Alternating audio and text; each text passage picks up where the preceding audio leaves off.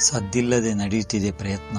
ನಮ್ಮ ಬಾಳಿನ ಕಷ್ಟ ಸುಖಗಳ ಪ್ರಯತ್ನಗಳು, ಸೋಲು ಗೆಲುವಿನ ಪ್ರಯತ್ನಗಳು ಹಾಗೂ ಬದುಕಿನ ಏರಿಳಿತಗಳ ಪ್ರಯತ್ನಗಳು ಎಲ್ಲವೂ ಕೂಡ ಸದ್ದಿಲ್ಲದೆ ನಡೆದು ಹೋಗುತ್ತಿದೆ.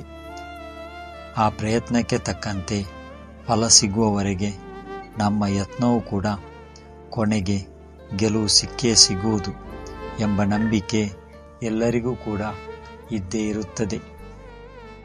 ಆದರೆ ಪ್ರಯತ್ನವಂತೂ ಇನ್ನೂ ಬಿಟ್ಟಿಲ್ಲ. 1000 ಬಾರಿ ಸೋಲುಂಡರೂ ಕೂಡ ಗೆಲುವಿನ ಪ್ರಯತ್ನ ಮಾಡುತ್ತೇವೆ.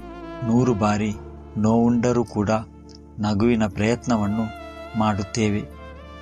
ಪ್ರತಿ ಬಾರಿಯೂ ಕೂಡ ಮೋಸ ಹೋದರೂ ಕೂಡ ನಂಬುವ ಪ್ರಯತ್ನ ಕೆಲವರಲ್ಲಿ ಕೆಲವರು ಮಾತ್ರ ಮಾಡುತ್ತಾರೆ.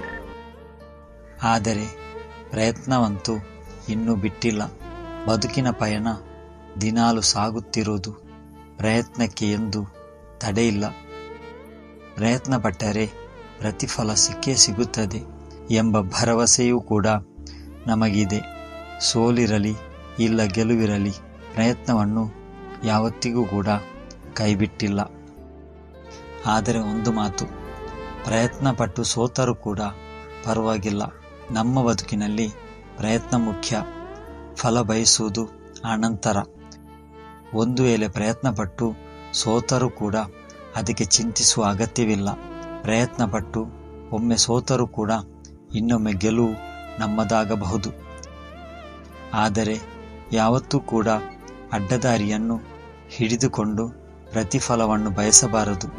ಅದರಿಂದ ಸಿಕ್ಕಿದ ಗೆಲುವು ನಿಜವಾಗಿಯೂ ಕೂಡ ಗೆಲುವಲ್ಲ. ಆದರೆ ಸತತ ಪ್ರಯತ್ನ ಮತ್ತು ನಿರಂತರ ಪರಿಶ್ರಮ ಸಾಧನೆ ಎಂಬ ಮುಖದ 2 ಕಣ್ಣುಗಳೆಂದು ನೆನಪಿರಲಿ. ಆದರೆ ಒಂದಂತೂ ಸತ್ಯ, ಬದುಕಿನ ಪ್ರತಿಯೊಂದು ಪ್ರಯತ್ನವೂ ಕೂಡ ಯಶಸ್ಸನ್ನು ಕೊಡುತ್ತದೆಂದಲ್ಲ. ಆದರೆ ಪ್ರತಿ ಪ್ರಯತ್ನವೂ ಕೂಡ ಮನುಷ್ಯನನ್ನು ಹೆಚ್ಚು ಪ್ರಬುದ್ಧನನ್ನಾಗಿ ಮಾಡುತ್ತದೆ. ಮುಂದಿನ ಸಮಸ್ಯೆಗಳನ್ನು ಎದುರಿಸಲು ಸಮರ್ಥನನ್ನಾಗಿಸುತ್ತದೆ.